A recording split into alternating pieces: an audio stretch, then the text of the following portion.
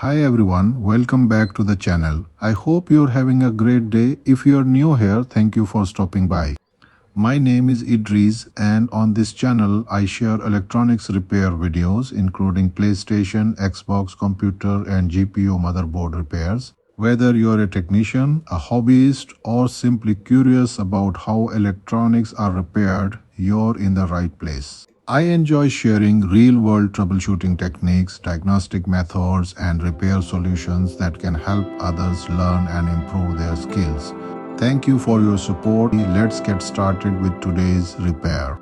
This PlayStation 4, as you can see, boots up perfectly with a white light. However, sometimes it refuses to boot and remains stuck on a blinking blue light, commonly known as the BLOD or blue light of death. Right now, the console has started successfully.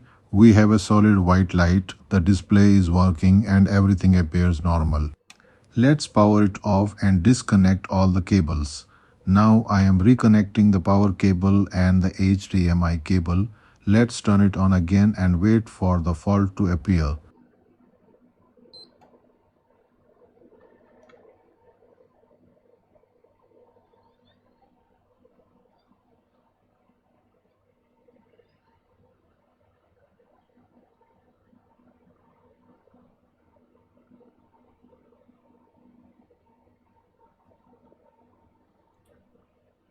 There we go. This time, the console is stuck on a blinking blue light. It never transitions to a solid white light, which means the boot process has failed.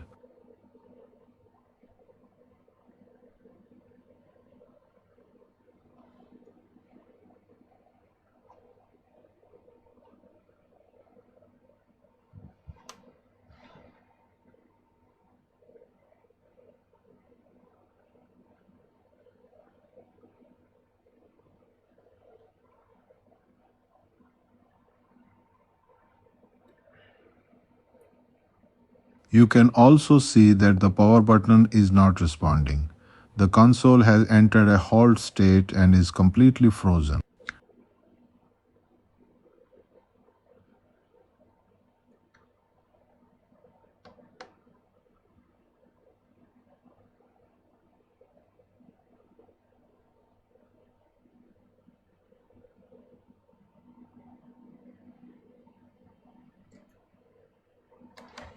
The only way to shut it down is by disconnecting the power cable.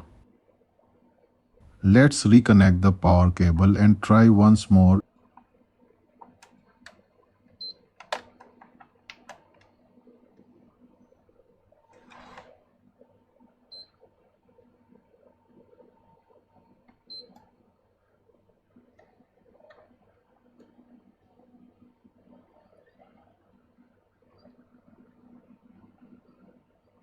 Interestingly, this time the console boots normally again.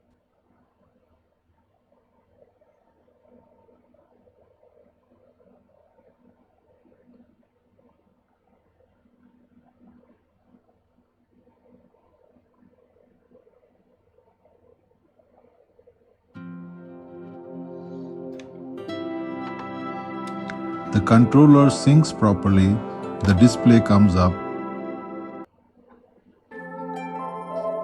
This kind of intermittent fault can be very challenging because the console sometimes works and sometimes does not. And even the shutdown process works perfectly. Over the years, I have repaired numerous PlayStation 4 consoles where the fault was actually located in the secondary support circuits. Dust, corrosion, oxidation, and component deterioration can alter resistor values and affect the integrity of critical signals. Let's disassemble it completely and inspect the motherboard.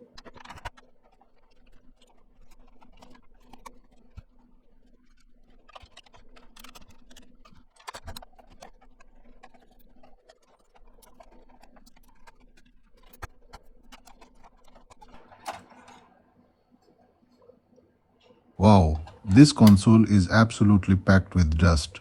Before performing any diagnostics, I always start by cleaning the motherboard thoroughly using a soft brush and compressed air. Dust and contamination can sometimes contribute to unstable operation, especially around sensitive circuits. Whenever I encounter an intermittent BLOD issue, one of the first things I check is the RAM support circuitry. We need to verify all RAM bias resistors, coupling components, and supporting feedback networks. Now that the board is clean, let's begin our inspection. On the back side of the motherboard, we have 8 GDDR5 RAM chips installed around the APU. The same inspection must be performed on the front side of the motherboard as well. Each RAM pair has its own dedicated BIOS network. Many technicians immediately suspect the APU when they see a BLOD condition.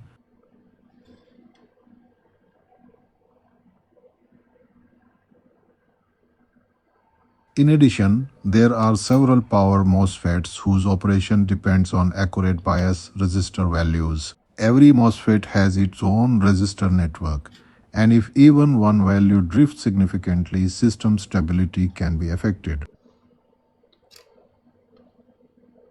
Normally, if the console powers on briefly and then shuts off immediately, I would inspect these sections very carefully. However, in this particular case, the symptoms point us elsewhere, so we will focus first on the RAM support circuitry.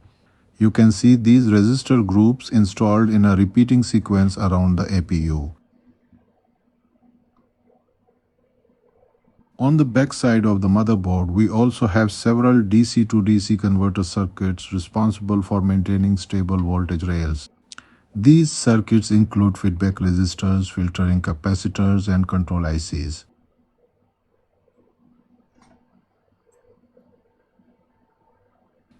Another important component is this IR3585B controller. This IC plays a critical role in APU power management.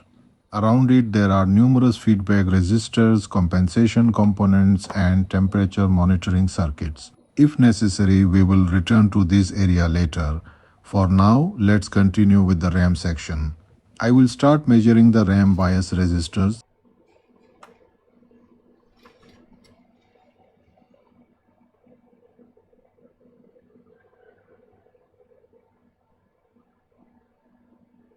The 60 ohm resistor pair is correct. The 120 ohm resistor is also correct. The next resistor measures approximately 1.6 kilo ohms, which is expected because its effective value is influenced by parallel circuits located on the opposite side of the motherboard.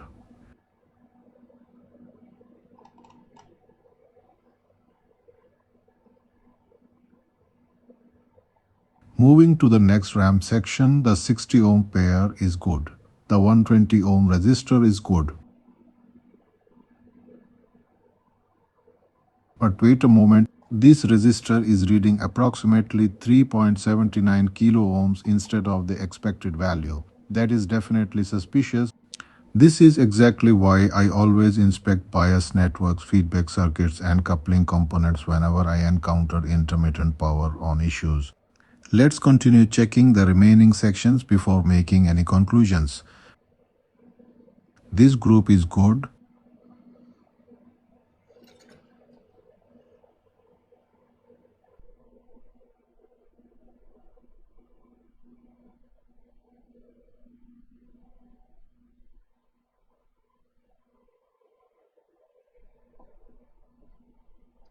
This one is good as well.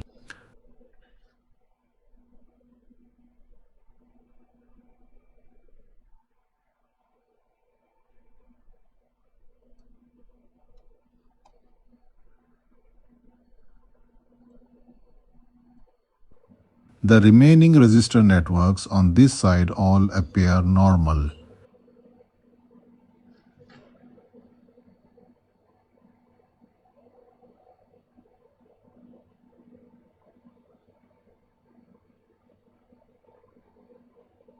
Now let's move to the front side of the motherboard.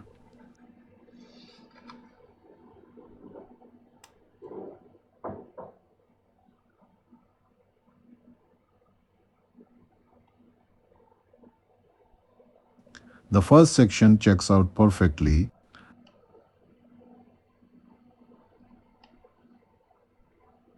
The second section is also good.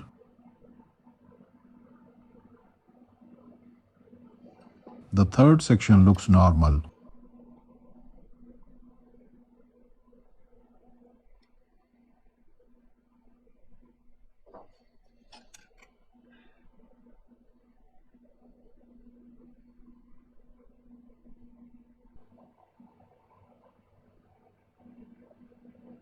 Hold on.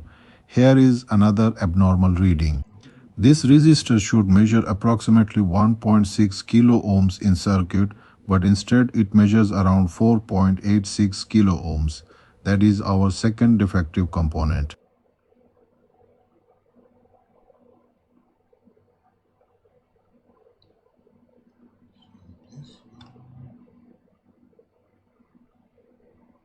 Interestingly, this resistor is located directly opposite the abnormal resistor we found on the backside of the motherboard. These components are likely connected in parallel, suggesting that one deteriorated resistor may be affecting the overall measurement.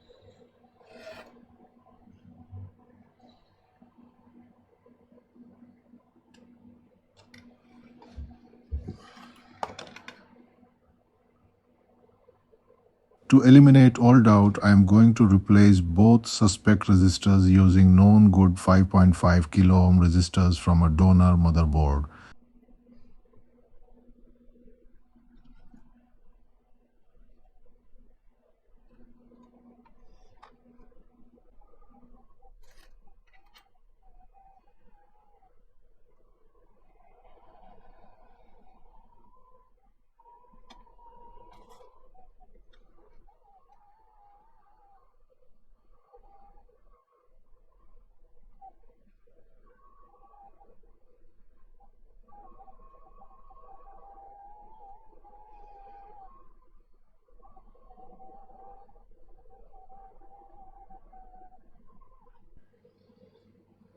The replacement is complete. Now it's time to clean the area thoroughly and remove any remaining flux residue. Proper cleaning is essential after every micro-soldering repair.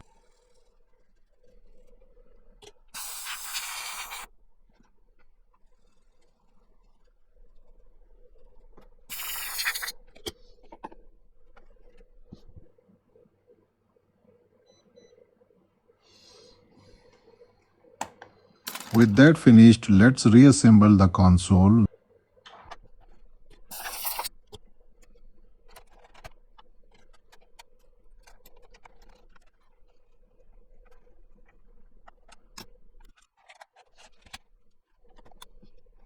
The motherboard is back in the chassis, the heatsink and fan assembly have been installed.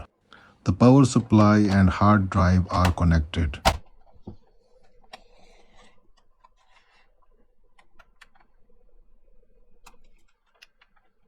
Now for the moment of truth, let's power it on.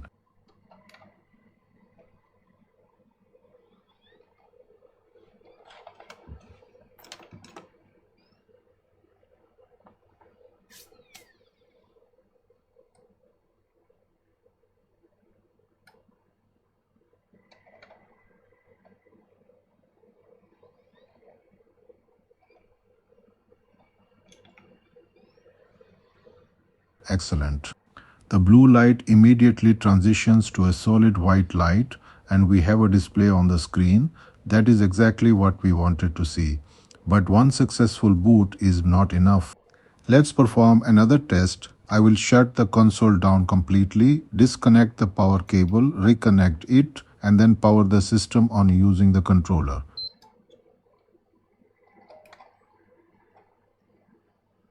Perfect. The console boots successfully once again. The display appears instantly and everything is operating exactly as it should. The root cause of this intermittent blue light of death was not the APU and not the RAM chips themselves. The problem was caused by deteriorated RAM bias resistors that had drifted far enough from their original values to create an unstable boot condition. This is a great example of why proper diagnosis is so important. Many consoles are incorrectly diagnosed as having APU failures when the actual fault is hidden within the supporting circuitry.